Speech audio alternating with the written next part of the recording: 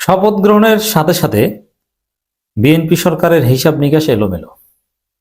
দর্শক, বিএনপি কঠিন চাপের মধ্যে পড়েছে, জামাত খেলা জমিয়ে দিয়েছে, দেশ এক ভিন্ন পরিস্থিতির দিকে যেতে পারে, এক জটিল সাংবিধানিক সংকটের দিকে যেতে পারে, যেটা পুরো সরকারকে প্রশ্নবিদ্ধ করতে পারে, লেজিটিমেসি ক্রাইসিসে ভোগার প্রয়োজন হতে পারে, এমনকি অদূর ভবিষ্যতে কোর্টের কোনো রায় অথবা নানানভাবে ডক্টর ইউনূস সরকার থেকে শুরু করে পুরো বিএনপির এই নতুন সরকার বিরোধী দল সবাই প্রশ্নবিদ্ধ হতে পারে।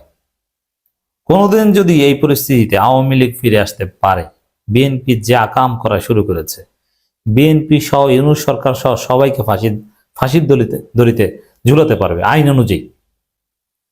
দর্শক, আপনারা জানেন যে শপথ অনুষ্ঠান হয়েছে, এমপিরা শপথ নিয়েছে, তারপর আমি কথা বলছি।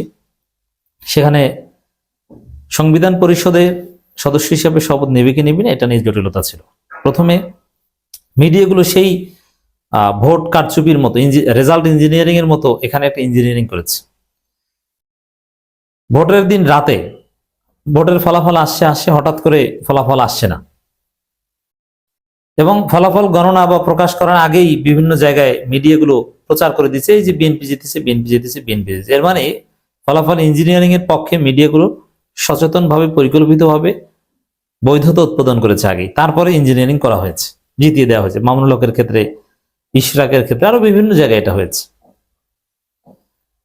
মিডিয়াগুলো এই ঘৃণ্য আচরণ করেছে, এর ফল তাদেরকে টুমোরে পেতে হবে।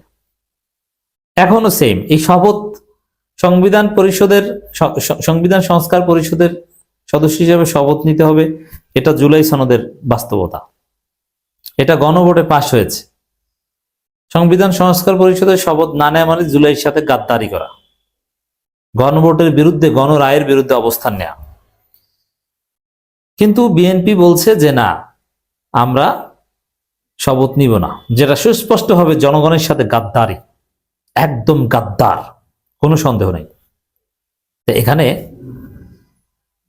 তারা কি করলো, যে জামাতের ডাক্তার সৈয়দ আব্দুল্লাহ মোহাম্মদ তাহেরের একটা বক্তব্য মিসকোট করে বিভ্রান্তি তৈরি করলো, যে জামাত নাকি বলেছে যে তারা বিএনপি যদি সংবিধান সংস্কার পরিষদের শপথ না নেয় তারা একটাও শপথ নেবে না, অথচ এরকম কথা তিনি বলেননি। তো কেন ডাক্তার তাহেরের নামে এই কথা ছড়িয়ে দেওয়া হলো? যাতে বিএনপি যে জুলাইয়ের সাথে এবং গণভোটের সাথে গাদ্দারি শুরু করেছে, এটা যাতে ধামাচাপা পড়ে। কিন্তু না, বেশিক্ষণ থাকে নাই, জামাত ঘটনা ঘটিয়ে দিয়েছে। জামাত সংবিধান সংস্কার পরিষদ এবং জাতীয় সংসদ সদস্য দুইটা শপথই নিয়েছে। এখন দেখেন ক্রাইসিসটা কোন জায়গায় শুরু হল। বিএনপি শপথ নেয়নি, জামাত শপথ নিয়েছে। তাহলে বিএনপি ভবিষ্যতে শপথ নিলে কি, না নিলে কি? যদি বিএনপি যে যুক্তিতে শপথ নেয়নি সেই যুক্তিতে জামাতের, এনসিপি যারা নিয়েছে, এটা অবৈধ হয়ে যায়। তো বিএনপি যদি ভবিষ্যতে শপথ নেয়, কার কাছে নেবে, কিভাবে নেবে? এবং এই শপথের ব্যবস্থাটা করেছে কিন্তু ইউনূস সরকার। তাহলে ইউনূস সরকারের সিদ্ধান্ত অবৈধ। তাহলে তারা যে নির্বাচন আয়োজন করেছে, এটা কি বৈধ? সব মিলে কিন্তু পুরো পরিস্থিতি এলোমেলো হয়ে যায়। একদম পুরো দেশ, নির্বাচন, বর্তমান, ভবিষ্যৎ সব এলোমেলো হয়ে যায়। শুধু এটা মন মতো বিএনপি যে ঘটনা ঘটিয়েছে শপথ না নিয়ে, এতে যে সিচুয়েশন দাঁড়িয়েছে, একটা স্কোয়াড তৈরি হয়েছে যে বিরোধী দল শপথ নিয়েছে আর সরকারি দল শপথ নেয়নি।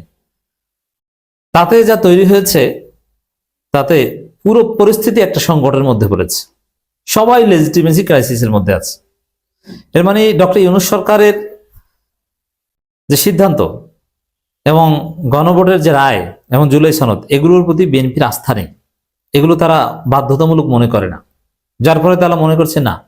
আচ্ছা দেখেন মজার বিষয়, তারা বলছে না সে শপথ পড়াবেন স্পিকার বা ডেপুটি স্পিকার, এখানে সিইসি শপথ পড়াবেন, এটা আইনে নাই। হ্যাঁ, এটা ঠিক, আইনে নাই, সংবিধানে নাই। তাহলে তারপর আপনার শপথটা নিলেন কেন? এখন সারা দেশে জামাত, শিবির, এনসিপির লোকজন সোচ্চার হয়েছে, তারা প্রতিবাদ করছে। সাদিক ক্যাম্প কঠিন প্রতিবাদ করেছে। এটা জুলাইয়ের সাথে সুস্পষ্ট গাদ্দারি। আসিফ মাহমুদ থেকে শুরু করে জুলাইপন্থী সবাই বিএনপি গাদ্দার বলছে, যে বিএনপি 24 ঘন্টায় জুলাইয়ের সাথে 2 নম্বরই শুরু করেছে, 24 ঘন্টা যেতে না যেতেই। হ্যাঁ, এটা বিএনপি করেছে, কিন্তু বিএনপিও জানে যে এই পথে তারা থাকতে পারবে না। ক্ষমতায় টিকে থাকতে হলে জুলাইয়ের সাথে গাদ্দারি করে ক্ষমতায় টিকে থাকতে পারবে না। তা এইখানে বিএনপি অবশ্যই সংবিধান সংস্কার পরিষদের সব সদস্যের শপথ নিবে, একটু পরে নিবে, একটু জল ঘোলা করে নিবে। অলরেডি আমরা আমাদের যে সোর্স আছে বিএনপির সাথে যোগাযোগ করার, সেখান থেকে যেটা জানতে পেরেছি যে না, বিএনপি নিবে, একটু ঘুরিয়ে খাবে। কি সাপোজ এই আপনারা শুনবেন যে স্পিকার, ডেপুটি স্পিকার নির্বাচিত হয়ে গেছে, তারপরে বিএনপির যিনি স্পিকার হবেন তার কাছে এরা সংবিধান সংস্কার পরিষদের শপথ নেবে। আপনারা এই ঘুরিয়ে খেতে গেলে তাহলে তার কাছে নিবেন, তাহলে আপনারা যে নিয়েছেন ওইটাকে আবার নিবেন নাকি? এই যে এমপি হিসেবে নিয়েছেন সিইসির কাছে, এটা কোথায় পেলেন? স্পিকার ডেপুটি স্পিকার তো নাই। এদের বিএনপির আসলে মন চায় যে শিরীন শারমিনকে ফিরিয়ে আনতে। শিরীন শারমিনের হাতে যদি বিএনপি শপথ নিতে পারতো তাহলে খুশি হতো। এখানে সব মিলিয়ে পরিস্থিতি যা তৈরি হয়েছে, এর ফল ভালো না। সামনে বিএনপিকে মাসুল গুনতে হবে। এখন সংবিধান সংস্কার পরিষদের সদস্য হিসেবে জামাত আলী শপথ নিয়েছে, বিএনপিও নিবে এখন বিরোধিতা করলো। নেয়ার পরে কি নতুন সংবিধান না এই সংবিধানই সংস্কার, কোনটা? এটা নিয়েও আরেক ঝামেলায় পড়বে বিএনপি। এখানে দেখেন কঠিন ঝামেলা পড়বে বিএনপি, কোনো সন্দেহ নাই। কারণ বিএনপি বলছে না সংবিধান সংস্কার, কিন্তু কোর্টের রায় আছে হাইকোর্টের যে সংবিধানের মূলনীতি সংস্কার করা যায় না, সংশোধনও করা যায় না। কিন্তু জুলাই সনদে মূলনীতি পরিবর্তন করে দেওয়া হয়েছে, একদম মূলনীতি পরিবর্তন করে দেওয়া হয়েছে। তাহলে এখন কি দাঁড়ালো? আপনি মূলনীতি পরিবর্তন করছেন, ওইটা সংবিধান সংস্কার পরিষদ গ্রহণ করবে, তাহলে কি পুরনো সংবিধান থাকলো? সংবিধান সংস্কার হলো না নতুন সংবিধান হলো? নতুন সংবিধান হলো। নতুন সংবিধান না বললে আপনি সংবিধানের মূলনীতি পরিবর্তন করতে পারবেন না। তাহলে কি বিএনপি কি চায় যে আসলে জুলাই সনদ সব ভুয়া, কোনো সংবিধান পরিবর্তন কিছু করবে না, ঘুরিয়ে পেঁচিয়ে ধামাচাপা দিয়ে একটা পরিস্থিতি তৈরি করবে। এইসব কাটা লাইনের পথে হাঁটলে বিএনপি ক্ষমতায় টিকতে পারবে না। তো দর্শক, বিএনপি ভুল পথে যাচ্ছে আমরা দেখতে পাচ্ছি, এবং শুরুতে অতি পাকনামির ফলে একটা জটিলতা তৈরি করেছে শপথ নিয়ে। এটা পুরো প্রক্রিয়াকে প্রশ্নবিদ্ধ করবে।